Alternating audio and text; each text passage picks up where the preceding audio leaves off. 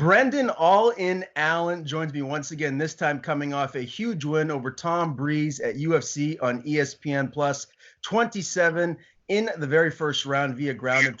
Brendan, how are you? I'm good, man. How are you doing? Really good. Nice to see you, and nice to see your little one. What is dad life like?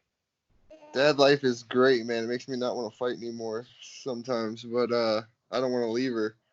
But it's good, man. I'm blessed to be able to just stay here during the days with her and get to spend all this time with her. And sometimes it's tough getting stuff done, but my parents help me out, and my mom loves her to death, and she watches her for me. That's fantastic to have that support so you can go and do what you love inside the cage. I got to imagine that must give you even more fuel to your fire to go in there to provide for your family. It definitely helps me with training. I try to keep it out of my thought system fight night just because I don't want to turn over all the things that I've been working on or go not focus on what we've been focusing on in the gym. So I try to just stay calm and cool and collected come fight night, but it definitely helps me the whole training camp of pushing. Yeah, she really is adorable, man. I know I've told you that before, but she really is. You guys got a beautiful baby there. Have you thought about maybe having another one at some point soon, or are you going to wait and hold off for a little bit? Yeah, we're gonna probably start trying for another one at the end of this year, and then after that one, then we'll wait a little while. But yeah, I kind of want these two close together so they can, no matter girl or boy, if it's a boy, kind of look out for her as they get older, and then if it's a girl, they can just kind of have similar things in common and kind of grow up in the same time, same frame. So yeah, so that's our goal. Yeah, well, congratulations.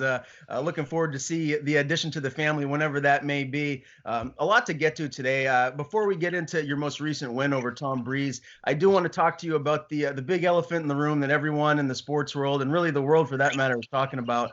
You know, the coronavirus that's going on. You had the NBA suspend play. A lot of the NCAA tournaments are closed. I think they're granting 150 tickets to family and friends for each team. And this is March Madness, which is crazy. I mean, it's such a huge event, one of the biggest sports events of the year. What do you think is going to happen with MMA? Do you feel like they're going to start canceling events? I know there's been that rumor at UFC Brasilia that might be canceled. But what are your overall thoughts on this? I mean, hopefully they don't. I think it's just more of the media outlook on this stuff. Like, I don't know. That's just my opinion, which doesn't really amount to anything. But yeah, I think overall there's probably going to be one or two canceled, but I hope not, because then that kind of pushes everybody back as far as needing fights, and the roster's already crowded. So hopefully, business wise, that it doesn't. Like I said, just because it'll push my window of probably fighting back, I would assume. And I definitely don't want to do that. I have my time frame mapped out that I want to stay fighting. So yeah, hopefully not. But like I said, I think it's just more of a media outlook on the whole virus thing. But that's just my personal opinion. How do you plan to proceed with just yourself and your family, like going out to events? Do you plan I mean, do you guys have any trips planned where you're going to go to see, a concert, a show? Is there anything where you're going to be around a lot of people, or are you just pressing pause and staying home and kind of staying away from all of that? I mean, normally we stay at home anyway, so like that's just what we do. I don't like a whole lot of people. I don't like crowds. But like we've had tickets to Bert Kreischer tonight for like since November, so me and my wife have that. But other than that, there's not going to be a whole lot of thing. I got to judge fighting events here in Louisiana, and those are the biggest crowds I'll be around. Other than that, I'll be at home or training at the gym. So that's about it. Now, I'm supposed to be going to Mohegan Sun to cover Bellator tomorrow evening, and I know a teammate of yours, a very fast ascending star here in the MMA world, Emmanuel Sanchez, is fighting in the co-main event. Has he said anything about any rules or restrictions that maybe Bellator might be implementing going into this event with the coronavirus going on, or is it just going to be business as usual? I haven't talked to him this week. I was waiting till, after he makes weight, which I know weight's easy for him. But no, I haven't heard anything. I haven't talked to Jordan Newman either. So, yeah, I've been just trying to get stuff done around the house and let them handle their week. I know how fight week is. I know how it feels. So, yeah, I just wait till after they make weight, like most of my friends. Yeah, just try to get all this stuff done around the house from the last 9 weeks I've been gone. Yeah. Yeah. Well, it looks like you're having a good start to the morning here with your little one in tow. I want to get to more of your Rufus Sport teammates here in a minute, but let's talk about that win over Breeze, man. That was sensational. It was such a great performance. To me, it was like your coming out party, kind of like kicking in the door, letting the UFC middleweights know who you are and that you're here to be reckoned with. How did you feel after getting that win? I felt good, man. Of course, going in there and getting a victory like that over a guy like Breeze is always good.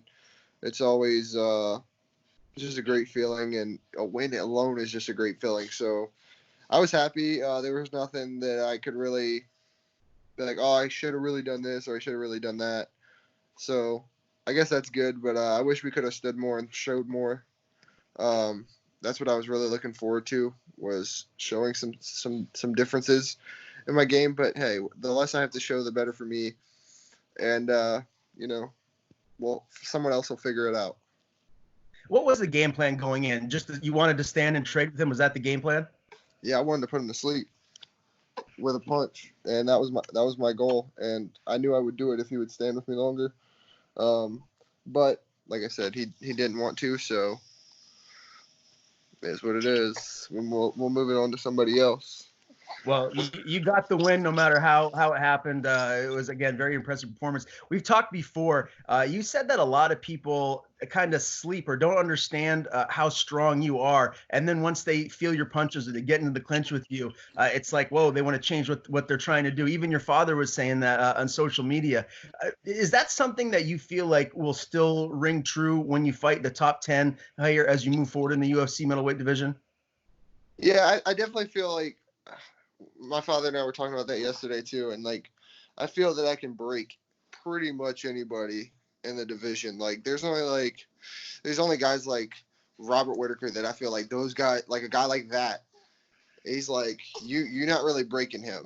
He's unbroken, like whatever it is in him. But everyone else, like I don't really see anyone that can't be broken in the division. It's kind of weird. So I feel like most of the guys are really good at one thing or really good at this, and as soon as they can't do that, that's it. They start breaking. So I feel like the factors that I bring to the table can break people, and I feel like I'm good anywhere. I feel like I'm very adaptable. I feel I can do many different styles.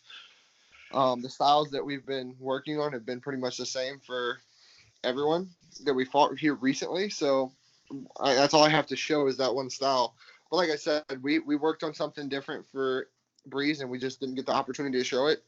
I think I kicked him once and then kind of touched him with the hook or the two, and after that he started initiating the clinch and things like that. So I mean, my thing is once you clinch me or try to initiate the ground, then we're gonna go there. I'm happy to oblige and have fun there and see what you bring to the table. Was this win over Breeze more important or I guess a bigger win for you than the win over Holland, or do you even care about that kind of stuff? No, to me, a win's a win. I just want to keep moving up, and if I can't fight my losses, I'm a top 15 guy. So if I can't have Trevin, then hopefully I get Antonio Carlos Jr. or somebody like that, Amari Akhmedov or whatever, however you pronounce his name. But it is what it is. I have different moods about it. Like sometimes I just want to fight a top 15 guy, but then again, like I have some people that surround me and that I trust, and they tell me just kind of hold off right now and let's go through some other guys. But I don't know, man. I want to fight good guys unless it's my losses, because I don't know. That's what wakes me up in the morning. That's what keeps me going, and that's what motivates me. I don't want to fight. I've never fought like a sucky opponent, and I don't want to. I want to test myself. I'm not going to be in here till, probably, I don't know, after 30 or when she gets old enough to fully understand, that daddy's got to go and daddy won't be back for a couple months. When she can look me in my face and tell me that I don't want you to go, and she means it and she understands the whole surroundings. I say it all the time, like it's time for me to go. Unless I can justify it with I'm making six figures every fight, I'm done. I'm not doing it no more. So while I'm here, I want to test myself. I want to see what happens. I'm not scared to go out on my shield. I'm not scared to, per se lose. I'm not scared to lose when it's somebody truly better than me. If they beat me everywhere, hats off to you. You're the better man. If I fought how I'm supposed to fight and you beat me everywhere, hats off to you. You're the better man, and I can live with that. It is what it is. There's always going to be someone better, and on that part, it is what it is. But I can't stand losing when I know the person is not better than me, and that's where it comes in with my losses. Like, I know they're not better than me. I know I'm the better fighter, and I say it all the time, but I don't want to just say it anymore. We're all at the places where we can fight each other. We're all in the UFC. I feel I'm ahead of them now, and I think the rankings kind of show that I'm a little ahead of them now. My resume for where I'm at and where they were at the time frame that I'm at, their resume doesn't compare to mine. I feel I fought way better competition at far as this point, and it is what it is. If they don't want to fight me or they're not going to fight me for whatever the case may be, it is what it is. But like I said, I still like the guys as people, but as a competitor, business is business. Understood. Has Giles responded to you yet? Has he said anything after you called him out? I think like a couple days later, he said he'd fight me in Austin if the matchmakers wanted it, and I'm there. I'd like to just be on that card or International Fight Week. I didn't know about that card when I fought, but it's kind of close. It's only like 8 hours from my house, so I'd like to be on that card to be kind of close to home. She can come and stay in the hotel with her mom because I just don't want to run the crowd right now. Not because of the virus thing, but just because of the noise and how little she is. But I definitely wanted to be there fight week and hang out with her and see her. And just I'd like that. But hopefully Trevin and Austin are just being on that card or at worst case International Fight Week. That's my goals. And yeah, hopefully I can finally get on one of these cards that I really want to be on. And it'd be even better if I can get a matchup that I really like. But either way, it's still a fight. I'm still going to go out there and do what I do and try to beat up whoever I fight and bring some money home to this one and her mama. How does a second fight with Giles, Anders, or Hernandez play out? Are you finishing each of them, or do you see one of them being a more difficult fight? No, I finish all three of them. I'll fight them all in the same night. I really would. My dad asks me all the time, and I'll fight them all three in the same night if I had to.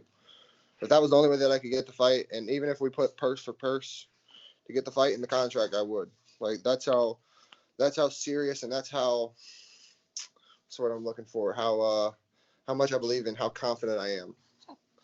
Wow. Well, that right there is that's a fire quote. I mean, to say that, I mean, those are legit guys too, and I'm not doubting you at all. But that really just goes to show how much belief you have in yourself and where you stand in the middleweight division. I do want to ask your opinion on that title fight between Izzie and Romero. Did you like it, or were you kind of bored?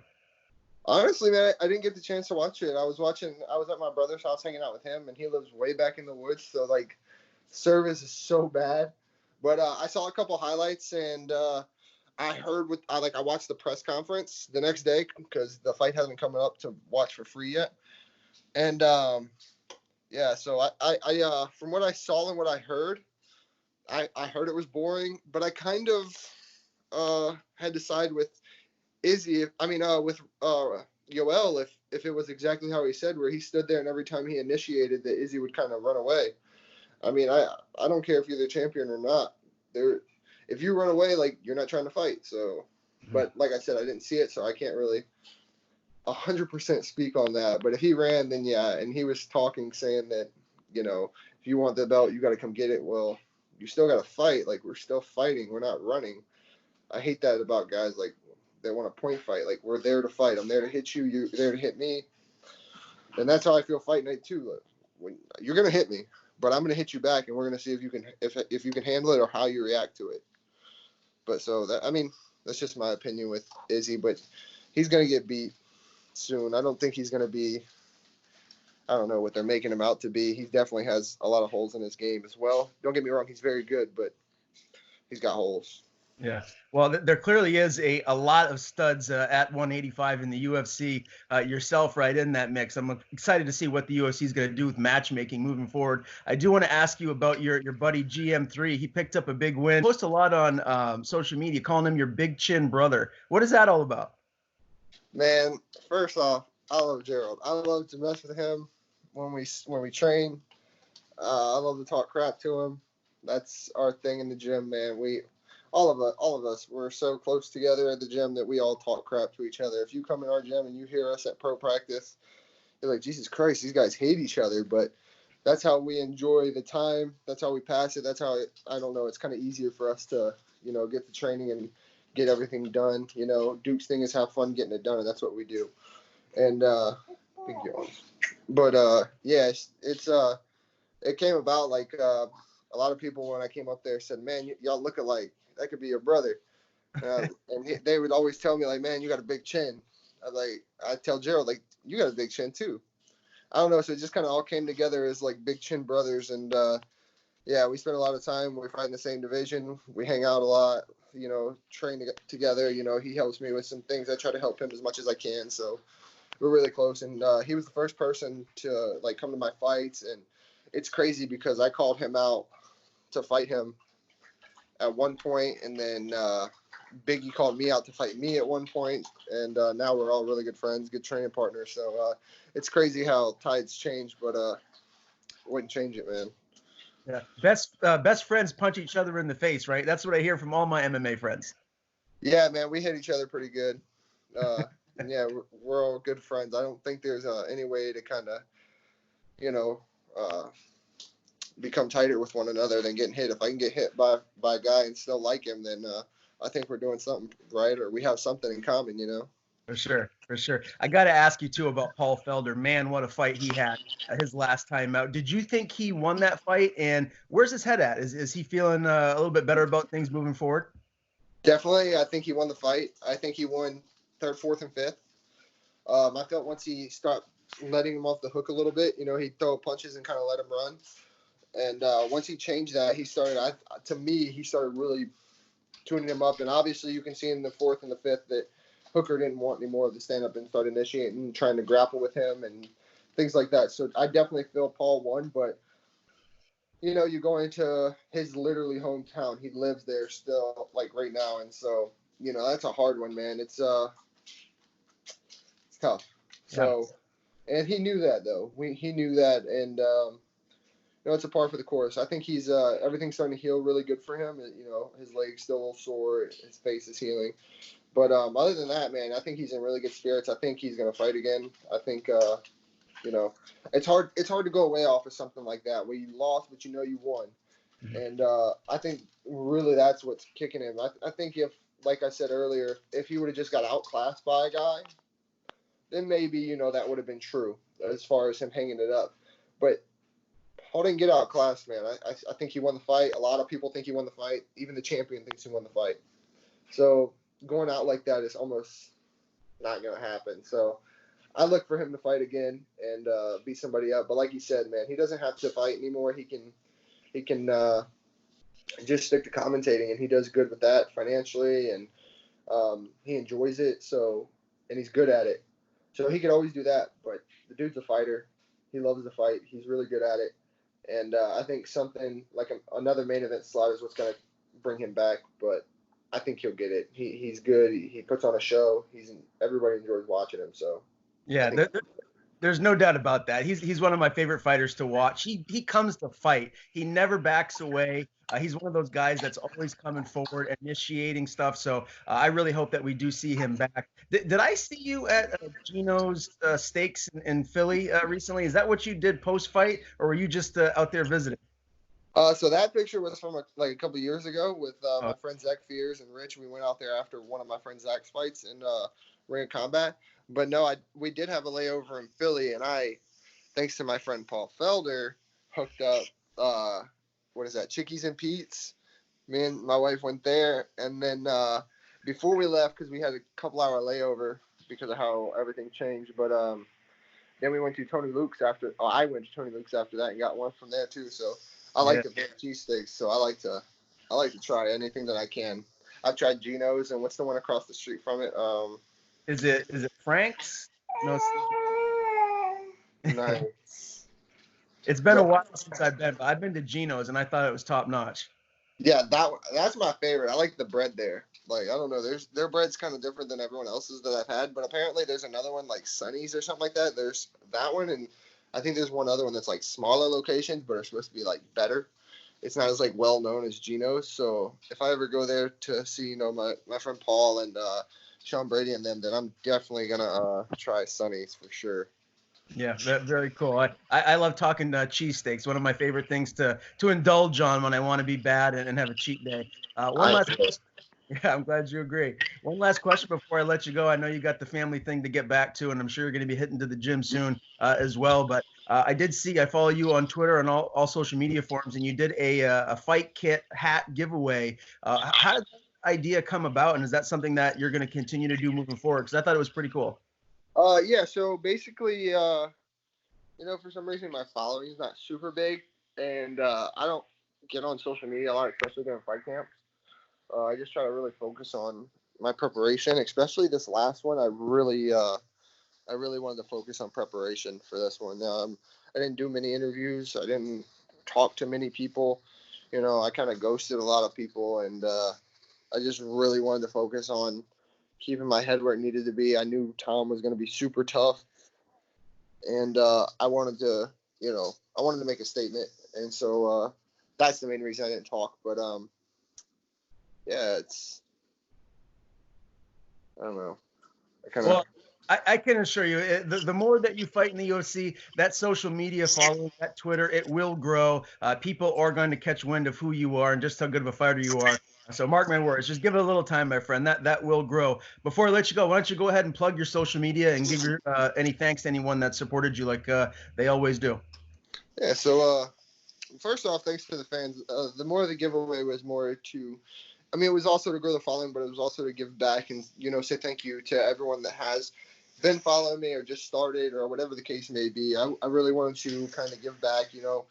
Don't make a lot of money at times, and especially with fight camps so far away and traveling, and now this one money's not as open and stuff. So for me to give back, I wanted to, I have really good sponsors that send me some good stuff and send me abundance of it. So like coming up, we're gonna do some Perfect Sports supplements, giving away some like little test packets of protein so they can try and stuff. And it also helps my sponsors as well, But the hats, everybody wants something from the fight kit. And, if I'm not using it, why not give it away to somebody that really wants it? So, like I said, it was just a way for me to give back and connect and interact with the fans more. So we're going to do that all in March. But anyway, thanks to all the fans. Thank you to my sponsors, K-Ray Construction, B&A Builders, Untouchable Tattoos, Perfect Sports Supplements, Terp House. I'm probably forgetting a few right off the top of my head. But it's I've got a lot of people helping me, and it's been so great. And I can't really thank everyone enough. And most of all, thank you to my family. Wouldn't be here without them, and my team at Rufus Sport, my manager at Sucker Punch, Brian Butler. So yeah, man, thanks everyone so much. Follow me on Instagram at B_Allen185, Twitter Brendan Allen MMA, and then Facebook just Brendan Allen or Brendan Allen. Awesome. Well, I always appreciate the time, my friend. Thank you again. Congrats on that win. Congrats on the lovely addition to your family, and let's talk again before the next one.